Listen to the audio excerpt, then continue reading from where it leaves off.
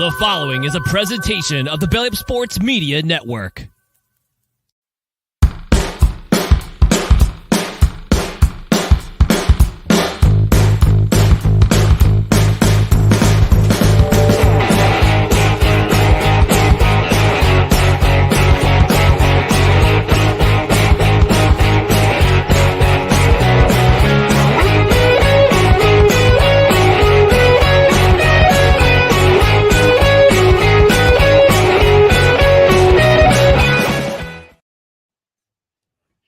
And we are live. Ooh, early Show tonight, because I got a double dip tonight. So we're going to start off with the OG show, of course, which is No Credentials Required, where you don't need a press pack to talk sports. We're proudly presented by the Belly Up Sports Media Network. My name is Ryan McCarthy. I'm one of your co-hosts, and to my right is a man who is not fired today. I'm still around. At least I hope. Yeah, I'm still around. Could you imagine if I was like, Ryan, I have something to tell you? Yeah, well, I am not fired, and we'll get into who was fired shortly. But first, I want to ask you, how are you doing? And let me say that I'm looking forward to, I'm going to show you how the sausage is made. I have to pack for a trip shortly after this. So I'm going to tune in to Victory Monday because I want to hear your thoughts after the show. And I'm looking forward to, you're going to dip the chip, and then about an hour from now, you're going to dip again. So I'm very excited about it. That's right. I am. Otherwise, I'm doing all right. Life. It's life. Yes. Life happens. Life happens. It's just, you got to roll with it. You got to roll with the punches, stay positive, have a positive attitude. But we're positive that you're watching. And if you could, leave us a like, subscribe, all that stuff. If you're listening too, subscribe, watch, all that, listen to all that stuff. So, which I do want to remind you to please follow us on social media: Facebook, facebook.com/NoCredsREQ, Twitter, Instagram, the scarcely used TikTok @NoCredsREQ, YouTube.com/@NoCredsREQ. Leave us likes, leave us and a subscribe. Subscribe to the podcast on the audio side. Find the podcast on your preferred platform, including Apple Podcasts, Spotify, Spreaker, Amazon Music, iHeart, TuneIn, Pandora, and get notified on Twitter and YouTube. Hit that notification bell so you know when we go live or we have a new video posted. It's awesome. It'd be awesome. And rate and review. A 5-star rating on the podcast side would be really, really helpful. Review the show. Give us a review on platforms where you can leave a review. And if you're on Spotify, leave us a comment. You can now leave comments on any episode, past or present. And we're a live show. Again, we're live on Tuesdays at 8:05 Eastern, but tonight I had to do an early recording because I had some thoughts on Victory Monday wanted to get to. And we're a live show. Even if you're watching on replay, we appreciate you watching on replay, whether on YouTube, Facebook, or Rumble, which we replay on Wednesdays at 8 o'clock a.m. Eastern. Leave us a comment. Dustin, I know this. I know Robert Sala, if you're listening out there, and this sound makes me feel better when I'm feeling down. This makes Dustin feel better.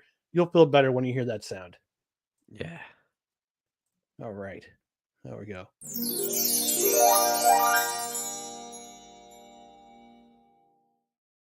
All right. Actually, before we start off with tonight's program, shortly, Dustin, just want to remind you all about Dustin's fundraiser for Millie Duker Hospital in the Albany Medical Center that treats kids cancer. extralife.org. Search for Dustin Henry. He's got a goal of $1,300. He's met previous goals of $1,000 and $1,100. Last year was $1,200. This year, $1,300. Lucky number 13. I keep trying to up the ante just real quick, and I thank you, sir. I thank you. I will be gaming for 24 hours straight, hopefully, or as long as humanly possible on Saturday, November 2nd. We are less than a month away from game day. I cannot believe Ryan's got the link below, extralife.org. Search for Dustin Henry. You will find me. Donate if you can. There's a Facebook fundraiser out there. I'll be posting some updates to get the word out. Donate if you can. If you cannot, spread the word. That helps too. Tweet about it. Post about it on Facebook. Post about it on the gram. Post about it everywhere. Put it under the comments of our YouTube videos. Whatever you want to do, I am down with. I will reveal the list of games that I will be playing once we figure it out. Fall Guys will be on the list.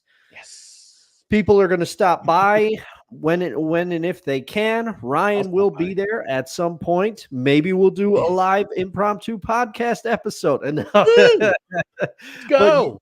But tune in. I'm not that great at video games, but help raise some money for some great cause. Again, it's going to the Bernard and Millie Duker Children's Hospital at Albany Med to help sick children local in the Albany area. Your donation is tax deductible, which is awesome because you can not only can write off on your taxes, but you can help a really good cause to help kids with cancer. It's awesome. It's an awesome cause. Before we get to what we regularly talk about in tonight's show, we have some breaking-ish news we want to discuss real quick. I'll play that stinger, which we all love.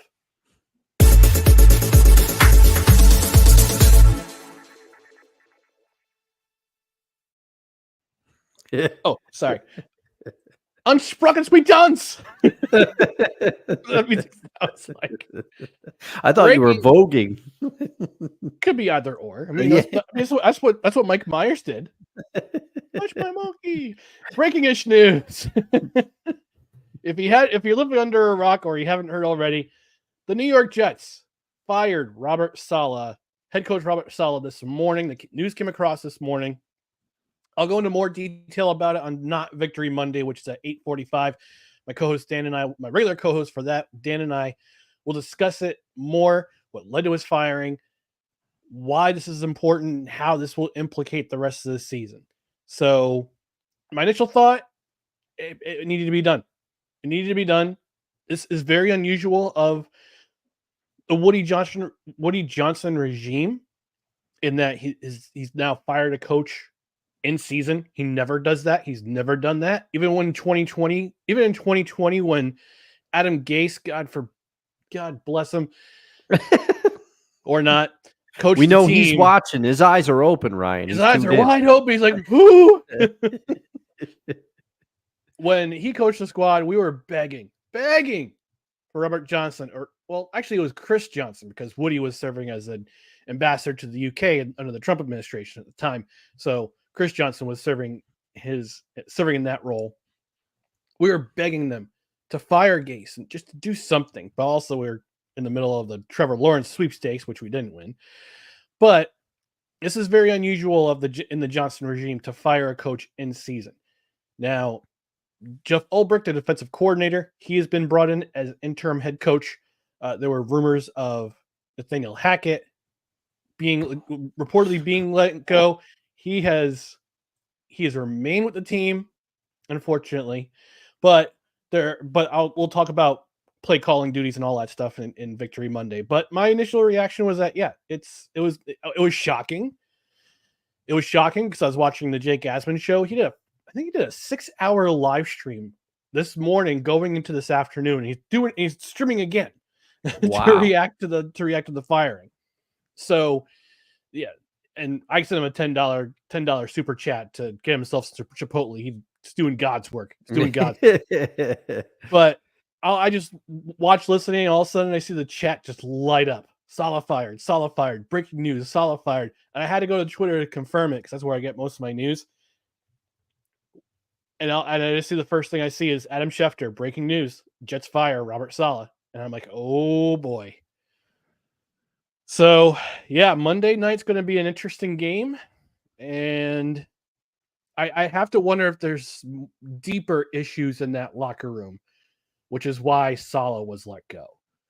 So, Dustin, I put the news out on our Discord, which it's in the description below on YouTube, on Facebook, and on the podcast side. Come join us. Talk some sports. it's lively. It's lively. Oh yeah. But you said, oh my god, wow, I'm just finding this out. So, but yeah, I mean, for me, we'll talk about more on not Victory Monday. But Dustin, what are your thoughts? Well, for me, I had one burning question that I had to ask you, Ryan, because to me, defense is not the problem with this team. And defense is what Robert Saleh was known for. So that Yeah. leads me to believe that you are correct in that and you would know better than me, you follow the team, that there are bigger issues in perhaps the way that he approached certain issues within the locker room, or maybe didn't approach them, that maybe led to his firing. But from an outside perspective, I'm sitting here and I'm saying Hackett's got to be the one to go. Hackett's got to be the one to go. The offense looks anemic, in part because of Aaron Rodgers' play. I'm sure you'll get into it. He did not look good in this Viking game. 3 picks, and a couple of them, one of them was bad picks. I watched a lot of the game, but some of it's the play calling, So I want to know who was responsible for the defensive schemes. Was Saleh responsible for calling defensive plays, or is it the D coordinator who is now taking over as the interim coach? Yeah, it is Jeff Ulbrich, the defensive coordinator, who is taking Okay, over as head so coach. he was calling the defensive plays. He's calling So, the defense, and the defense, yeah, like you said, yeah, defense has been stout the last three going into four. Well, last two going into 3 seasons. okay. This offense, however, has been disappointing to say the least, especially over the last 2 games. No, you've got to me. If you want to get rid of Saleh, that's fine, because it seems that he had a few things. One, he seemed a little too laissez-faire about certain things whenever they were going wrong. He stood by Zach Wilson for too long, in my opinion. They could have pulled him earlier and at least tried something, because it was clear he was not ready. But to me, the main issue with this team for the past 2 seasons, well, 1.5 seasons now, or 1.25, whatever we're into, it's offense. It's never been the defense. Saleh's a defensive guy. Get Hackett out of there as well. But you know why they won't? Because Aaron Rodgers is on this team, and Aaron Rodgers clearly wants Hackett as his OC after they had so much success in Green Bay. But whatever happened in Green Bay, Hackett's not that guy anymore. You couple this with his performance as a head coach in Denver, and then this Jets offensive run where at the end of last year, he was like, we got to hand off the ball to Breece Hall more. It took you this long to figure that out? Hackett's got to go. Hackett's got to go. Yep. Yeah, I think I was hoping that Hackett would have been the one fired. But I guess from what I saw on Twitter this afternoon, Connor Hughes from SNY reported that basically the plan was, I'm looking for the quote, I'm looking for the bookmark here. So according to a source, Saleh was never going to fire. There was rumors that Saleh was going to fire Nathaniel Hackett this morning. Okay. But he was actually going to demote the game day responsibilities to Todd Downing, who is I guess he's the passing game coordinator. Okay. I'll double check that. He made this decision on Tuesday, called into Woody Johnson's office 5 minutes later, roughly, and was fired, and was escorted after gathering his belongings, being allowed to gather his belongings. He was escorted to his car by the head of security, which is normal. There was rumors that he was just fired and then escorted to his car by security, which those were completely untrue. But yeah, I guess it's a new day in Jets land, and I guess Coach Ulbrich is very popular among the players, not just on the defensive side of the ball, but on the offensive side of the ball too. And I saw a picture of him as a 49er. He was drafted by the 49ers. He's a 49er back in the day, in the early 2000s, and he had to leave because of injury. He had to retire because of injury, but he looks like he could be in the Legion of Doom. The haircut was like a mohawk haircut. He's got tattoos. I'm like, That's our new head coach. Yeah, he's ready to go. He's ready to go. And again, from an outside perspective, and I'll keep it quick because I know you and Dan are going to break it down very shortly. But I feel like because a lot of people outside, I've heard a lot of people today saying, why did you bring why do you have a defensive guy in there? The defense isn't the problem. You have to have, even though you just got rid of Robert Saleh, you have to have some continuity. You have to find somebody who the players respected to kind of carry this on, but also move it into a new phase. And so I understand you have to try to keep the locker room together somehow. And if he truly does carry that much respect with players on both sides of the ball, this was a no-brainer decision for me then. So, and about 4 hours ago, Bleacher Report, Gridiron, their Twitter account, posted a picture of Aaron Rodgers and the number 0. And it says number of teams to fire head coach midseason and make the playoffs that year since 1970. The 2021 Raiders are like, am I a joke to you? Because that happened, and we've got a lot of people. They're getting ratioed right now. They're getting absolutely ratioed by, I mean, not absolutely ratioed, but I see like 600 likes, 692 likes, and like 97 comments. Like, guys, you forgot about the Raiders. They fired Gruden and Rich Bisaccia, rode them to the playoffs. So, Bisaccia should have kept that job too. Should have kept that job, but they didn't. He's now special teams coach in Green Bay. All right, we're going to talk about the Saleh firing more on Victory Monday, 8:45. Come join us there after this show is done recording, which we should be done in about 2 hours. But we got a lot to get to. We're going to talk about Week 5 in the NFL. We're going to start off with our biggest upset. And I've done a lot of talking about the Saleh firing, Dustin, but I'm going to have you lead off to you. What was the biggest upset in NFL Week 5?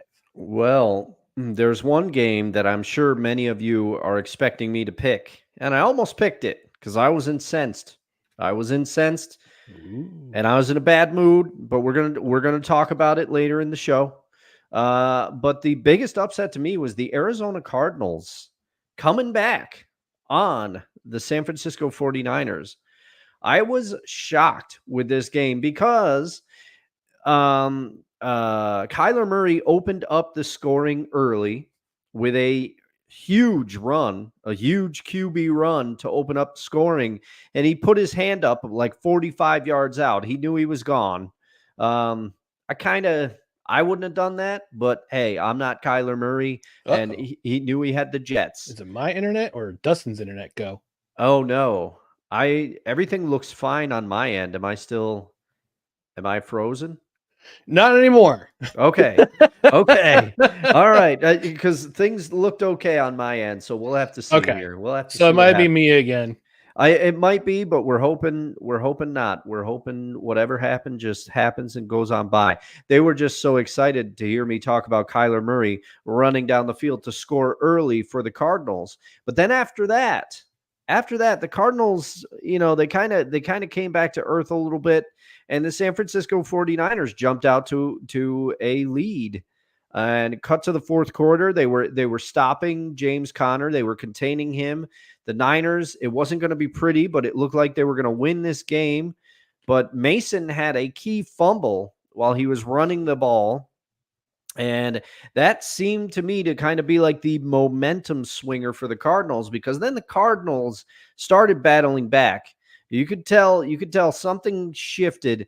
They ended up scoring. They scored on a 2-point conversion, which James Conner scored, and he ran hard. He started to wear the Niners down. After they were stopping him, he ended up finishing the game with 86 yards, but they were 86 impressive yards, a lot of which came in the fourth quarter on a key drive.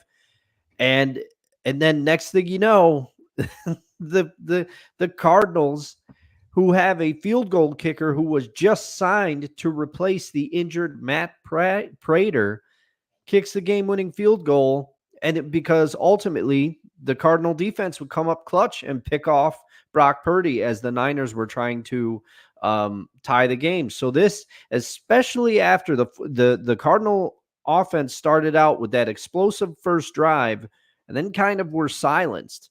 And so as I watched this game unfold, I was very surprised. That's why I'm picking it as my biggest upset. And it was kind of a pleasant surprise for me because it has ramifications in the division for me.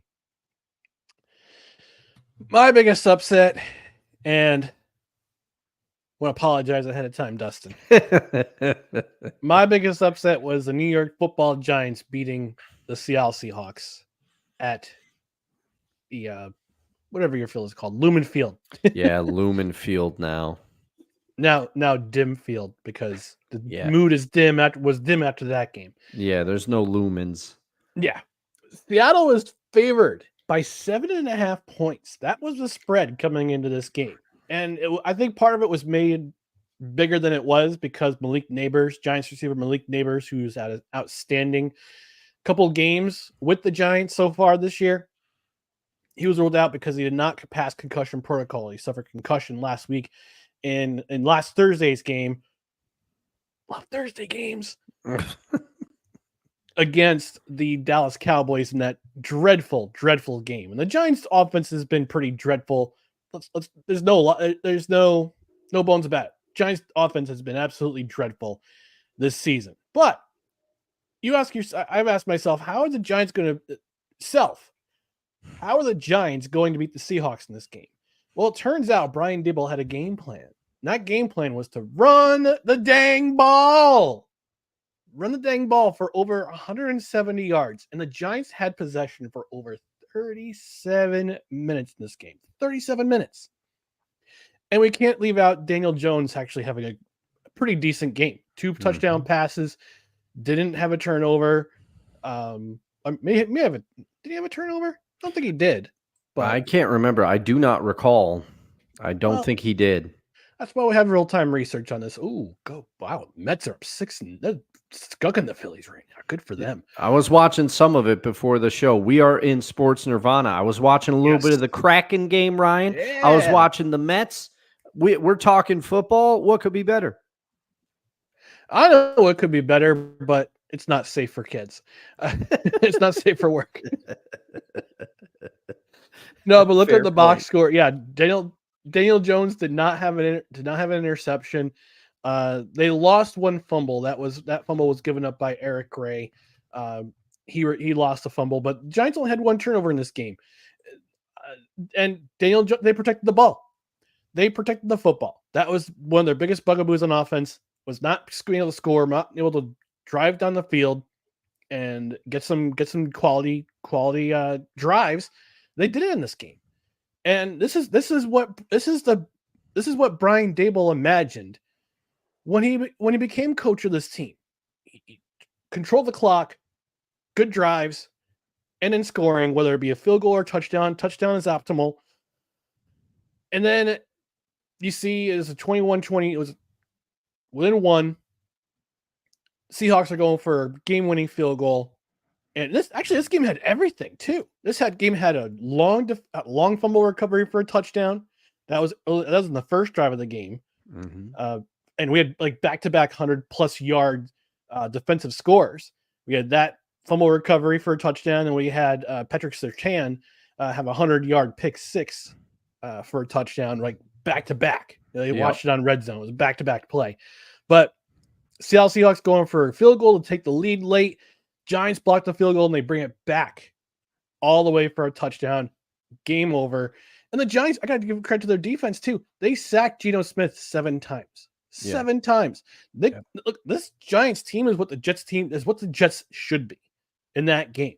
Run the ball, run it a lot, control the clock, don't make many mistakes, get after the quarterback on defense. It's like, are you watching, Jeff Dable? This is the model of the Jets that should be the rest of the season. The rest of the season. And I was right.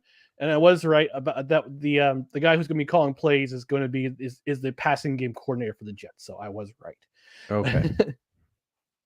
So that was my biggest disappointment the biggest upset in week 5. Now we're going to move on to biggest disappointment of week number 5. I'm going to just say not so much a game, but the Bills. The Bills game management. What the bleep was that? Yeah. What was that? They're in their own. They're deep in their own end. They're at the 3-yard line. Less than a minute to go. You had the opportunity to just run down the clock. It's a tie game. You go to overtime, and you win the game there. What do? They dial up 3, and I don't know if it's because Josh Allen was had a head injury, because he legit had a head injury. His head hit the turf on their last possession. When he was taken down for a quarterback hit, you see his head just go right into the turf. He gets up, and rather than having to go to the blue tent, get him evaluated, go for concussion protocol, they give him smelling salts. They gave him smelling salts. I'm like, this is not hockey. Yeah, like, it's 1960s football, Ryan. That's what the Bills are doing. Did the Pagulas mix up the training kits for the Bills and the Sabres? I know the Sabres were in Prague, starting off the year 0-2, thanks to my New Jersey Devils. Not a big deal. But 3 deep plays, 3 deep passing plays. The first one, which resulted in a pass interference play on Keon Coleman, that penalty was declined. So they do a deep left, deep middle, incomplete. They punt the ball, and the Texans only had to go a couple of yards. 2 plays. 2 plays is all it took to get in field goal range for Kaimi Fairbairn to kick that long field goal to walk it off. And I gotta give credit where the credit's due. The Bills were behind. They were down 17-3. This game was turning into a rout. All right. This game was turning into a rout. It was 17-3 at one point. And then Nico Collins goes out with a hamstring injury. And it just seemed like the Texans, their offense just fell flat. Their offense was flat for the remainder of the game until that last drive. They could only muster 6 points in the second half. And the Bills climbed all the way back to tie the score. But their game management just left me wanting more, and I'm pretty sure it was a disappointing loss for them.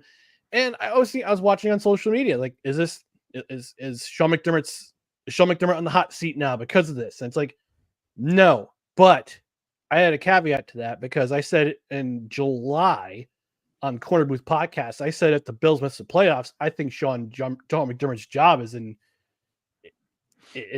doubt, or he could be let go. So, because they would have all those chances in the postseason to beat the Kraken, known as not the Seattle Kraken, the NFL Kraken, Chiefs, known as the Kansas City Chiefs. You didn't do it, and they had the best chance to go back to the playoffs and try to beat them, vanquish them again, and miss out in the playoffs.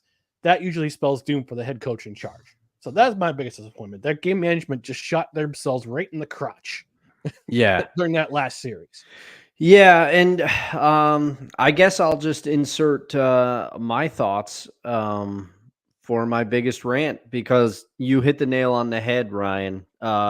It makes sense because you're talking about it here. I'm going to talk about it here, and give you the full floor at the end of the show. But my biggest rant of the week was this Bills game management at the end here. This was baffling, because you know what else it did, Ryan? And we were texting back and forth about it. Yeah. It squandered that great defensive rally that the Buffalo Bills had, a great defensive performance to shut down the Houston Texans. And great in the second half, and put themselves back in the game. And the worst thing that it did is those play calls gave the Texans time, because the Bills used something like a total of 13 seconds off the clock. The Texans did not have that many timeouts. I can't remember how many. No, they had all 3. They had all 3 timeouts. So that's right. They saved their timeouts, but the Bills could have killed some clock and just said, all right, let's take this to overtime. And instead, they call a baffling sequence of plays where, let's rewind this game a little bit. Josh Allen, you want to know how many passes he completed this game? Now, we might have to double check me. With some real-time research. But if my memory is correct, Josh Allen completed 9 passes that entire game. 9 passes, and you're going to have him 3 consecutive pass plays to try to close out the game. That's baffling to me. Yeah. Baffling to me. So if you're trying to miss the playoffs, Sean McDermott, you did a great job. After the game, he said, "Oh, it's on me." Yes, it is. Yes, it is. You single-handedly, if you are responsible for those decisions, which the buck should stop with the head coach, then that one's on you, my friend. Yeah, he was 9 for 30. 9 for 30, 131 yards, 126 net. Yeah, and so you're going to call, and now Josh Allen is a star. We all know it. We all know he's a great quarterback. I'm not sitting here crapping on Josh Allen, but he clearly, it's like a pitcher that doesn't have their best fastball. He was not at his best that game. So you shouldn't have called 3 consecutive pass plays to try to close it out. What are you trying to rebuild his confidence? I don't understand it. No. Sorry. So what was your biggest disappointment, Dustin? I shall return. To bring it all the way back, my biggest disappointment is the Seattle Seahawks offensive and defensive lines, respectively. Okay, for reasons, some of which Ryan already detailed. But the offensive line could not protect Geno Smith whatsoever. The Giants pass rush, who, they've got some great players. I'm not sitting here trying to Dexter Lawrence is a beast, okay? And they traded for Brian Burns. So they added weapons to that pass rush. But 7 sacks of Geno, the offensive line couldn't stop at least a couple of those. And then the byproduct is couldn't get the running game going because the defensive line was getting into the backfield. The offensive line could not protect anybody, couldn't protect Geno, couldn't create holes for the running backs. It was abysmal. And my other side of disappointment, it's all from the Seahawks. I don't mean to be focusing so much on them, but they really shot themselves. This was a winnable game. And in spite of everything, they almost won it at the end. They almost came back. But the defensive line, Daniel Jones, he's had moments of good quarterback play during his career, but it is commonly known that if you pressure Daniel Jones, he's going to make mistakes. The only problem is the Giants' offensive line, which they invested in this offseason, the Seahawks could not generate an iota of a pass rush. I don't think Daniel Jones' uniform even got dirty. They couldn't do anything. Now, some defensive starters are out, but this is a next man up league. You're telling me you can't sack? Has the Giants' acquisition of their new pieces on the offensive line upgraded them that much? This last year's version of the line was a turnstile. You can't even generate 1 sack with that. It was unbelievable. And this game was not as close as the score indicated, Ryan, because of that Roshan Jenkins 102-yard fumble return. The Giants almost scored immediately and put the Seahawks down early. And then also DK Metcalf, for the second consecutive week, fumbled when the Seahawks were getting ready to score. He fumbles a little too much for somebody that's considered a star receiver. But I will say I'm just in a bitter mood today. Sorry, Staniel. Sorry to all the sorry, Kevin. Sorry to the other Seahawk fans. You got to talk me off the ledge, but this was a winnable game. We had it in the palm of our hands. We gacked it up. And also, let's not forget the Giants were able to get through the line to block the kick. To block the field goal kick. So the Seahawks offensive and defensive lines are my biggest disappointments. The defensive line for not generating any pressure on Daniel Jones whatsoever, and the offensive line for basically allowing free shots at Geno Smith and not being able to help create any running holes. Yeah, Kevin Wilson, you spoke of him. He made a comment. It says, when you mentioned And the first and the biggest upset you mentioned, incensed is a good word for Seattle's performance or a lack of it. So he agrees with you. All right, let's continue with the comments while we're here before we go to our first and only commercial break. Sick Diggy checking in from Norway says, "I don't need a press pass, but I snuck in the back." Sheesh. Julie from Michigan. I'm sure she's enjoying the Detroit Tigers goose, absolutely skunking the Indian Guardians yesterday. Oh, yeah. 3-0 to tie that series. She says, "Hi, guys." Shouldn't worry about the Lions because the Lions didn't play this week. They're at a bye week. Yeah, they're on a bye. She's riding high. I was going to congratulate her in the Discord this morning because I saw that home run at bowling last night. He crushed that. Yeah. I haven't been paying attention to the ALCS as much because I don't have TBS on Fubo. Come on, Fubo, fix that. But I was paying attention otherwise. The pink hand of sap shows up. Sports ball. Welcome back. Yes, welcome back. Wonka the Sane joining us saying, first true love is NFL football. I know nothing about NFL football. Hat tip to you guys. Well, thank you, sir. Thank you, sir. Some weeks I know nothing about it either. Most weeks, actually. I just enjoy watching it and talking about it. Yeah, same here. He also says, "Rub some dirt on it, Bills." Vic also saying, "It's funny you mentioned the Krakens, Ryan. One of my favorite games on PS4 is Mutant Football League, and the Miami Dolphins are called the Miami Krakens. Lots of hijinks and shenanigans." I do like me some shenanigans. He also says, "This show needs more tag-along. Where's the show's mascot?" The show's mascot is currently on my sister's bed with a warm blanket because it's cold. It's a little chilly. We keep the house a little bit chilly, and it's a little chillier, and it's starting to get cooler in upstate New York. So he's on a warm blanket in my sister's room on the bed, and he's sleeping away. So that's where he is currently. All right. Let's take a quick commercial break. When we come back, we'll talk about the rest of what we thought about in NFL Week 5, what stood out to us the most. So stay tuned I can't talk. Stay tuned for more No Credentials Required.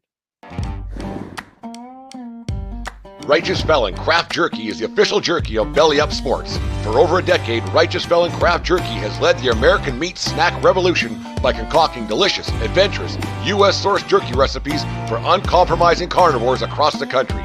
With 15 different flavors to choose from, Righteous Felon has all jerky lovers covered, and by using promo code BELLYUP, you will get 15% off your purchase at RighteousFelon.com. Do your taste buds a favor today and rip into a bag of Righteous Felon jerky.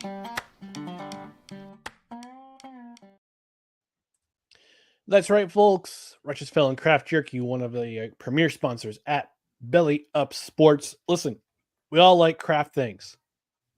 Arts and crafts. Craft beer. Craft distilling. You also got craft jerky. And I got my You led with arts and crafts. I did. My sister's got Maddie Matheson. I don't know if you know Maddie Matheson and the Oh yeah. Yeah, you know him. Oh yeah. I got him in the other room screaming his head off. I bet he knows a thing or two about craft jerky. Mm-hmm. I would imagine. Even though he's Canadian. But this craft jerky, this company is based in Pennsylvania, home of the Phillies, who are getting absolutely spanked right now. I'm sure they don't want to hear it. But we're going to talk about it anyway. Righteous Felon Craft Jerky. If you need a quick pick-me-up, quick little protein boost in the afternoon, get you through to dinner time, get you through your workout. Quick snack, 20 grams of protein in each pouch. Also, low sugar. Low sugar, you gotta watch that glycemic level. Sometimes people are ranting about sugar these days.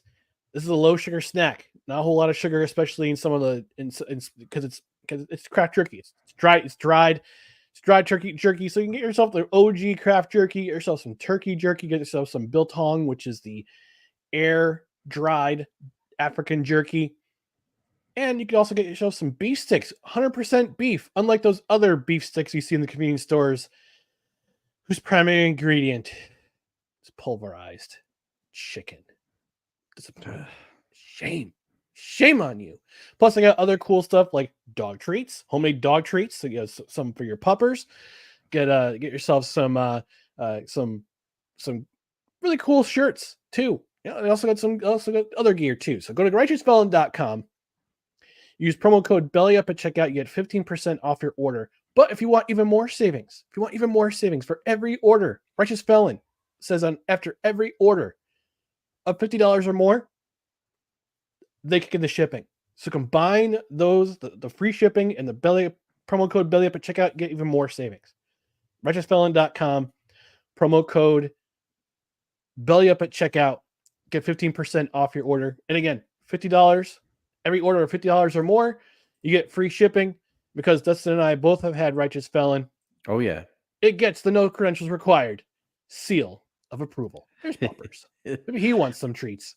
Oh yeah, he would probably love. I'll tell you, so far, and I got to try more. I got to get another order, but so far the OG Hickory's been my favorite. I've been enjoying that one. That's a good one. It's a good one. It's a good one. All right, moving on to the rest of what stood out to us in Week 5 of the NFL. Let's talk about the most entertaining games. And I'll have you lead off, Dustin. To you, what was the most entertaining game of NFL Week 5?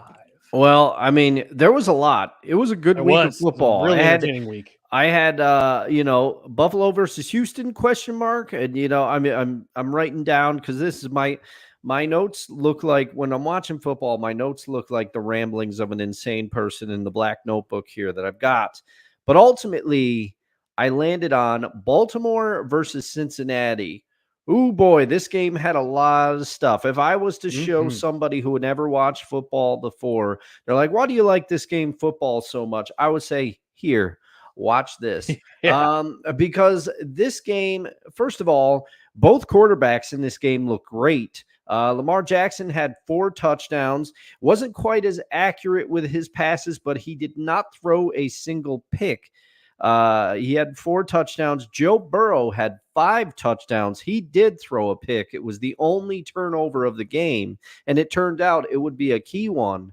But these teams kind of went back and forth. And if you remember on Saturday's show, I said that this would be the game that I would be watching because the Bengals had to win this game or their season could have been on the line and over.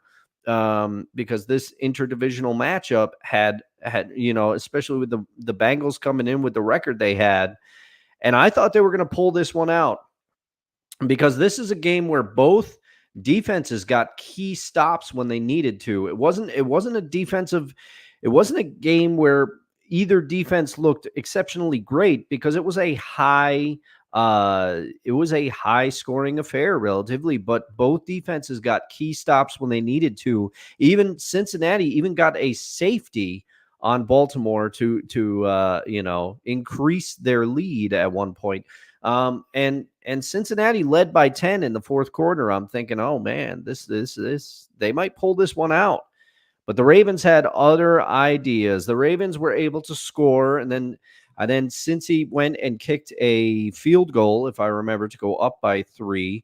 But then, Baltimore was able to drive. They were able to, again, Mark Andrews not being used, Isaiah Likely. Yeah, come on, my fantasy team needs them. Come on. Oh man, I'm getting a 0 every week. Hurts. I'm getting a 0 every week. But Isaiah Likely got touchdowns.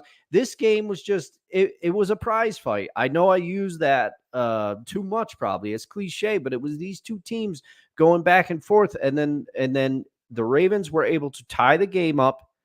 And so then the game goes to overtime.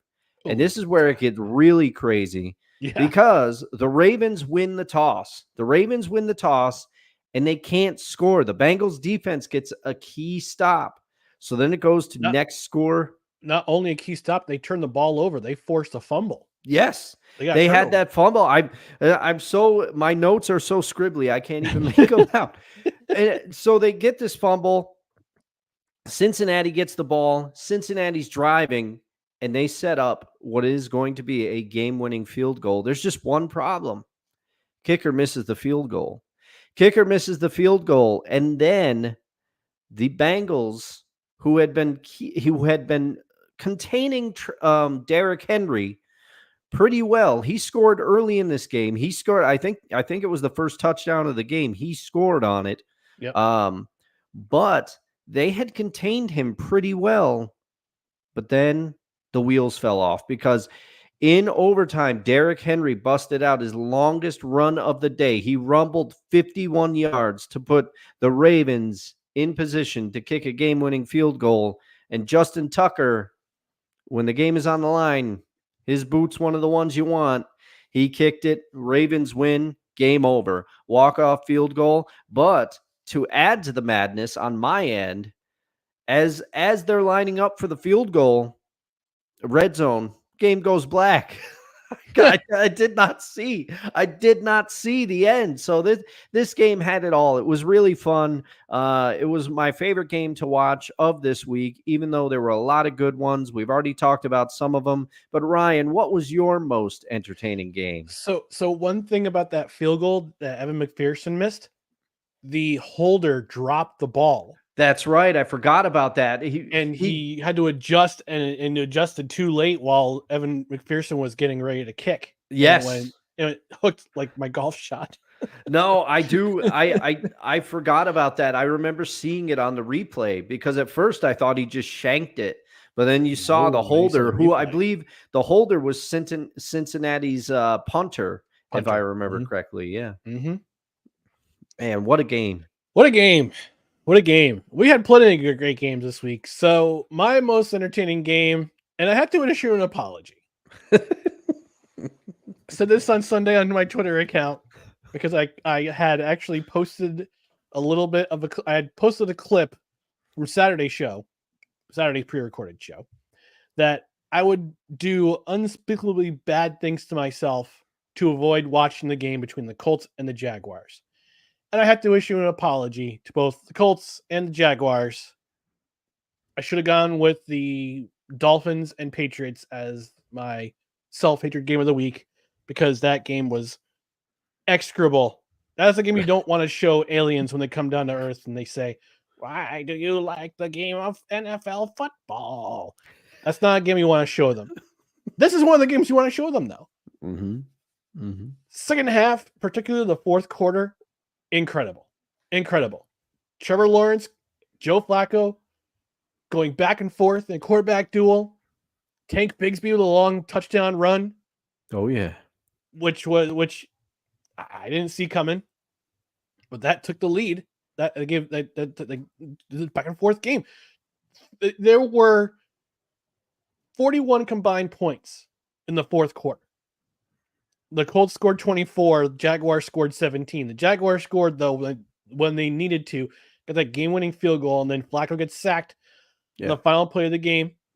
And this was unexpectedly a fun game to watch. I was watching on Red Zone, and then at the end of the first half, I'm going, yeah, this game is exactly what I thought it was going to be. I'm right, as usual. Or not. Rashard was not right in this one. And the third quarter was like, all right, it's getting a little entertaining. And the fourth quarter comes along, and you see Scott Hansen, or you hear Scott Hansen constantly going back to the Colts Jaguars. It's like every other play was Colts Jaguars because something was going on. Yes. Whether Joe Flacco running for 20 plus yards, 39-year-old ass running for 29 yards to turn back the clock. Getting the quarterback sneak for a 3rd down and 1. Trevor Lawrence having some amazing throws. I think Doug Peterson saved his job after this game. And I keep forgetting the Colts have lost, I think, the last 5 consecutive games when traveling to Jacksonville. Because I think so. They had some shots last year they had a shot to. Was it last year or the year before? I think it was the year before when they had Carson Wentz in their offense. Oh yeah. I think that was the year before. Yeah, that was the year. I think it was the year before they had a chance to get a wild card spot, and they actually absolutely choked in Jacksonville. They can't win in Jacksonville. They can't. I kept forgetting the Colts can't win in Jacksonville, and they did it again. Although they came close, But so my apologies to the Colts and the Jaguars. Thank you for proving me wrong, and from saving myself from harm. You know, I think the Jags played inspired football partially because they were in their throwback uniforms, and True. former head coach Tom Coughlin was out there being honored at halftime. But yeah, I was laughing because I said kind of offhandedly as a joke, I said, imagine if it becomes the most entertaining game of the week. I didn't cry. I didn't cry. I didn't weep, but I gotta say, the NFL never ceases to surprise me. And that one was actually a pleasant surprise. 41 points in the fourth quarter combined it's like an arena game. It was like watching an arena football game.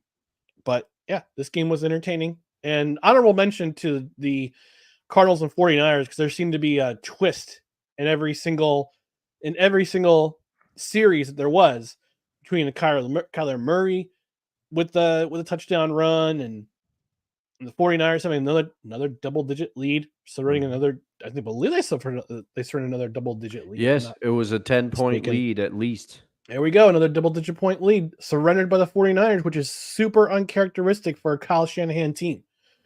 So, I have to start wondering. If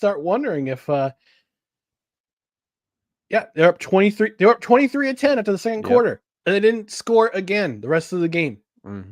Amazing. And give credit to the defense of the Cardinals. Had a couple of key turnovers to either put them in position to win the game or clinch the game. Period. Yeah, and those James Conner runs. I mean, he kept trying, and man, eventually they broke a little bit. There were so many games that were good to watch. Yeah. Quick couple comments before we go to our next segment here.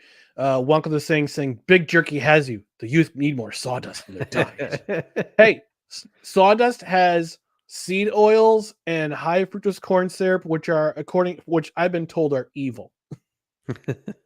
So no, they don't need sawdust. They need meat. They need actual meat. Jesus. Jesus checking in. Jesus or Jesus checking in. Yes. Ravens and Cincy defense suspect. I'm not sure if he's referring to both the Ravens and Cincinnati. Like Cincinnati's been disappointing this year. Yeah, they have. Last year and the year before, they got to slow starts and recovered, but for some reason this year they can't seem to. I just can't seem to get things going. And then Wonko adding, "I have no defense of Ohio. Go Buckeyes." No Buckeyes. Hey, who do I hate? Ohio State. That's who I hate. Oh man, nice little rhyme there. Oh, thank you. I can't take credit for it. All right. Most notable performances that stood out to us in week 5. I'm going to lead off here. And again, I got to apologize, Dustin. Tyrone Tracy Jr. of the New York Giants, the rookie, coming in the place of Devin Singletary, who was injured for this game. The rookie had 18 rushes for 129 yards, which helped the Giants. Again, I mentioned in their segment about the biggest upset. Giants on the ball for over 37 minutes, that's actual day bowl ball or day ball. Okay, fine. Ooh, man. Record screech on that one. There we go. Oh, brother, this guy stinks! I earned that. But the Giants had over 170 yards on the ground. 129 of those were by Tyrone Tracy Jr. The Giants had 37 minutes and change of possession, and they beat Seattle. And like you said, Dustin, this game, the score didn't reflect what the Giants did to the Seahawks on Sunday. Mm-hmm. And the 7 points they had of their 20 was that 103 yard fumble recovery for a touchdown. But the way the Giants controlled this clock in the game, Tyrone Tracy Jr. was a big part of it. Mm-hmm. How about you? What was your most notable performance? Well, my most notable performance, and a lot of people that know me, they said, "Oh, he's probably going to pick one of the quarterbacks that had a big game," because I do have a habit of doing that. But my most notable performance is I give it to the Giants defense. Oh. They sacked Geno Smith 7 times. 7 times. But because we've already talked about that, I'm going to give it to a player from another game that we talked about already. Cincinnati D-end Sam Hubbard. He had 9 tackles, 1 sack, and a safety. So he had himself a game. Look at me giving hats off to the defense. I didn't pick a quarterback this time. Yay, Dustin, you're changing. I'm proud of you. By the way, score update: Mets 7, Phillies 2, top of the 9th. Wow. Okay. Yeah. Man, the Phillies would have to have a heck of a rally. I don't think it's happening. It's the power of Grimace. Grimace is the Mets MVP. I'm not even lying, because he single-handedly Francisco. He saved their season. Yeah, Francisco Lindor started to catch fire. Do you want to know when? After Grimace threw out the first pitch. No doubt. Oh man! Yeah, I remember I saw Dave Portnoy. It was like a tweet. He quoted a tweet about the Mets and the big crowd and a guy dressed up in a Grimace costume, like bouncing around with some of the fans. He's like, "Wow, that's impressive." Phillies in 4. I'm like, well, I don't mind watching his pizza reviews, but if you want to get our feelings about things from Boston, we just got to ask our friend Wise El Jefe. That's right, our troubled chief. Let's see what he says. The following is a public service announcement from Wise El Jefe. Boston. This has been a public service announcement from Wise El Jefe. Gotta love that. Shout out to Wise El Jefe and for and to our guy Cole Johnson for making that. Oh yeah, making that awesome meme for us. All right, our last segment of the night, hottest individual take of the week. I got two, and the first one stems from the Robert Saleh firing from today. Immediately, the delusionality, beginning with that, stems from delusional fans and delusional media, began with either or both saying that the Jets need to rehire Rex Ryan or bring in Bill Belichick as the next head coach. Excuse me for a moment. It's immediately what I wanted to do to my phone, to my laptop, to any device, electronic device. I wanted to throw it out because, look, I get it, Jets fan, because I'm one too. We want to see a Super Bowl before we die. The last one was before many of us were born, before we were even a twinkle in our daddy's eye. Look, let's just take it down a notch, okay? Let's get through the season. Let's see what Jeff Ulbrich can do before Woody Johnson opens his checkbook and offers a massive contract to a head coach, former head coach turned TV analyst, like a Rex Ryan or a Bill Belichick, or God forbid, Bill Cowher, who's been out of the game. I'm sure he's the last coach you want to see on a sideline right now, Dustin, because of what happened in the Super Bowl. Well, actually, yes, that brings back bitter memories, but I have no problem with Bill Cowher, but exactly what you said. He's been out of the game too long. It's been a long time now. The last time he was coaching was 2006. Yeah, I was Super Bowl. Yeah, I was graduating college then. You know, it's been a minute. And also, this is not the first rumor. You know, he was attached to Cleveland for years. Yeah. Then when there was the opening in Carolina, it was thought that he would go there because one of his daughters went to college. I think Bill Cowher is happy enough with his TV gig, and he's just been out of, like, he and Tony Dungy, they've been out of the game too long now.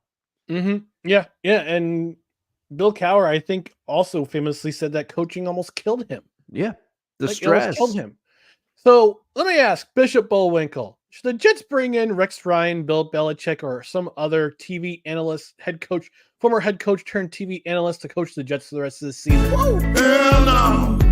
To the no, no, no. Hell to the no. Hell to the no. To the no, no, no. Listen.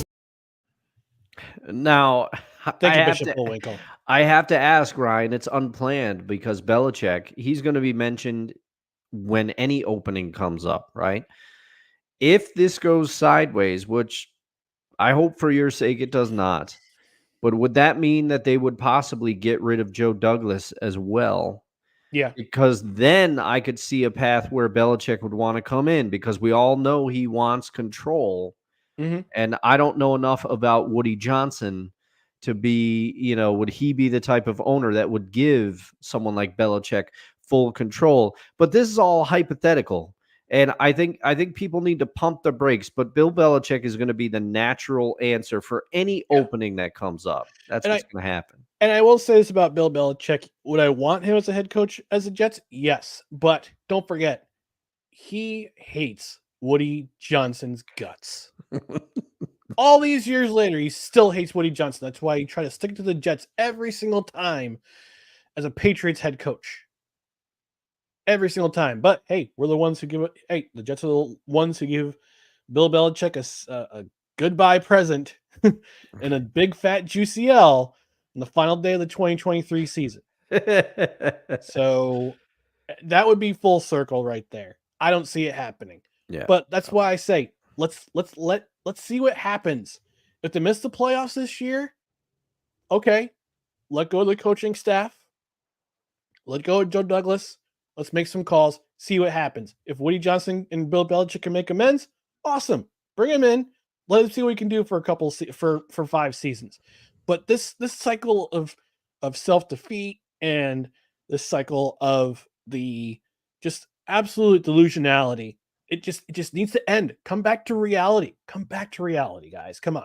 Let's stop. Let's stop the madness. And my secondary rant, 49ers fans are soft. SAWFT, soft. I'll tell you why. I saw an article on Outkick that mentioned that 49ers fans on Reddit were whining about the game time temperature on Sunday at Levi Stadium. At the start of the game, it was 95 degrees. Now, I don't know if it was a dry heat or it was humid. It was super humid, but fans were complaining, well, not complaining, but they were whining about, oh, we're not going to be able to make it through the entire game. We need to take all sorts of precautions. We need to do this, that. Like, okay, stop. Let's hold on. Oh no. Oh God, you're going to melt in the sun. Oh, stop. Stop being babies. All right. Let me tell you about my first experience at Yankee Stadium back in 1999. It was in the middle of July. It was in the upper deck of left field. Did you go via Yankee Trails? I don't think it was Yankee Trails. I think it was Brown. I think it was Brown. Oh, okay. Yeah. But anyway, it was through one of the local churches. I think it was the church that hosted that. We played the softball team. We played in the softball team with. We won the league championship a couple days before. Not a big deal, but it was a 97-degree day at the start of the game. They ran out of ice in the concessions in the 3rd inning. I survived. So stop being crying whiny babies, 49ers fans, because it's hot in your seat. Spare me. Dustin. You're still here. I'm still here. Yeah, you made damn it. Dustin, your hottest individual takeaway from week 5 of the NFL. Well, I already kind of talked about mine because I inserted it where I felt it was appropriate in the show because you already talked about it. It was going to be the Buffalo Bills, their baffling performance. I'm looking at you, Sean McDermott, at the end of the game. But so I don't really have one. We already talked about it, but I will say one quick thing. It kind of in response and kind of piggybacking on yours about the delusion of Jets fans and what they want done. after today. I need to talk to a segment of Seahawk fans. I was on social media today, and some people were calling the Mike McDonald hire a bad hire and saying that, we need to reevaluate things. We need to bring back, go back. Okay. I remember the Pete Carroll era as fondly as anybody. Okay. But go back and look at what Pete's first couple of seasons in Seattle were like. Give the man time. This was one bad game. I like the way he handled it after the press conference. They asked him about it. He said, no one cares. No one cares about injuries. No one cares about this or that. We need to work harder. That's what he said. That's what you should say. Give the man a chance. We got too many reactionary fans. Now, did I throw up a little bit in my mouth after this game? Yeah. And it was also, I care too much. And I was texting with my uncle. He was a Giants fan. We have made a pact not to get together when the Giants play the Seahawks. Both of us take it too seriously. But it was funny because he texted me. He goes, there's no way the Giants will hold this league. Pathetic, because it was after Geno had set up a big run and they were getting in range for the field goal. And he goes, pathetic. Then the Seahawks field goal attempt gets blocked. I said I had a bad feeling about that kick from the beginning. He texts back, I delete my previous tweet. And then it was just silence after that. and then we both talked about how we cared too much about the game. But give Mike McDonald time. For the love of all that is holy. We don't need to be calling for a man's job, 5 games into his career as our head coach. Okay, stop. Unless you're Urban Meyer. Yes, he deserved to be. He's a little exception. He is the worst coach in the history of the NFL, and there have been some stinkers. All right, let's not forget we had the head coach of the Atlanta Falcons, Bobby Petrino, at the time. Oh my gosh, he left. He left mid-game plan. He's like, I'm going to go get some food. And then his assistant coaches are like, where'd he go? And then they see him on TV at Arkansas. On the sunset. Off in the sunset on his motorcycle right into Arkansas. Yes, to accept the head coaching job. Now, that was bad, but what Urban Meyer did was so much worse. Urban Meyer, worst coach in the history of the NFL. No one else will come close. No. And we've got a special message to all the delusional fans in both our franchises. And for any franchise, well, with the lone exception of the Dallas Cowboys, but our friend Victor Locke has called them the moronic Republic of Cowboy Nation, because there's plenty of delusional fans in there too. But any delusional fans of our respective fan base, we just want to send you a special message of what you are. Ready? And pull! Trash! Trash. Love that one. Absolute trash. All right. We're going to get out of here. But before we do, just want to remind you of our social media channels. Right on the screen. Facebook.com/NoCredsREQ. YouTube.com/@NoCredsREQ. Twitter, Instagram, TikTok.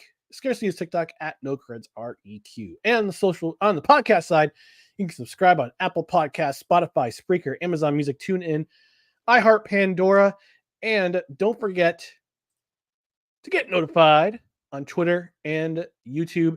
That way you know when either new videos, the live show is up, or we post pre-recorded videos on either of those social media channels. Also, don't forget to rate and review on the podcast side. A 5-star rating would be very, very helpful. If you're on a platform where you can review the podcast, and on Spotify, leave us a comment in the comments section. You can leave it on either the most recent episode or past episodes. Those help the show too. And whether you're watching live or you're watching on replay, leave us a comment, engage with the show. It helps us out tremendously. Got a couple more. Actually, we'll leave the show with a couple more comments from Wacko the Scene. It says, apologies to the Big 10 in air quotes, 8 your college, Ryan. I'm a pseudo Penn State fan, so yeah, whatever. He also says, Coach Chucky, meaning John Gruden, looks like the Crypt Keeper now. Spooky season take. He also says, thank you guys. Great stuff. Thank you for stopping by, Wonko. We appreciate you stopping by, whether you're watching on replay or watching live. Obviously, you're watching live in the comments because it's an early show tonight because I got not Victory Monday in about half an hour. Yeah. So Dan wasn't available last night, so we decided to record tonight. And with the news of Robert Saleh getting let go by the Jets, got a lot to discuss tonight. So we hope you join us. Timing. Perfect timing. We hope you join us. So thank you again for tuning in to No Credentials Required, where you don't need a press pass to talk sports. We are proudly presented by the Belly Up Sports Media Network. For Dustin Henry, I'm Ryan McCarthy. Pre-tape show again later this week for the weekend show. Dustin will be out of town. He released tomorrow. He'll be back on Monday, so he'll be back for Tuesday's show. But I'm working on getting a guest for our pre-recorded show, which will be on YouTube on Saturday morning. I'm going to try to get it up on Facebook and on Twitter as well. But the podcast will be up at midnight on Saturday, so you can tune in on the audio side. But in the meantime, we'll talk to you later. We'll review Thursday night's game, and we'll talk about Week 6 coming up in the NFL. Until then, Dustin, have yourself some fun wherever you're going. I will. And we'll be back here very, very soon. So enjoy the rest of your week, folks. Have a great night. Good night, everybody.